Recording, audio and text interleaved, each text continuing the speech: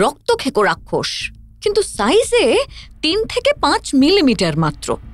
ঘুম থেকে উঠেই দেখছেন আপনার ঠোঁটের কাছে চুমু খেয়ে গেছে কেউ, আর তার জেরে জায়গাটায় লাল র্যাশ হয়ে গেছে।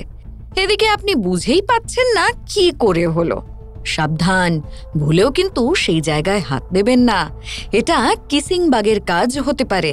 গোটা আমেরিকা জুড়ে এখন এই পোকার বাড়বাড়ন্ত।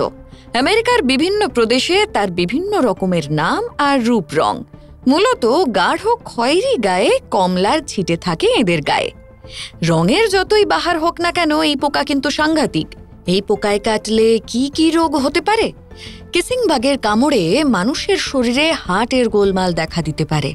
জ্বর, পেটে ব্যথা, বমি ভাব, হজমের গোলমাল ইত্যাদিও হতে পারে। রক্ত শুষে নেওয়ার পর বেলুনের মতো ফুলে যায় এদের শরীর, আর তখন এরা শরীর থেকে বর্জ্য বের করে দেয়। সেই বর্জ্য চামড়ায় লেগেও ত্বকের মারাত্মক ইনফেকশন হতে পারে। সাধারণত এই পোকা কামড়ায় ঠোঁটের কাছে, তাই এর নাম কিসিং বাগ।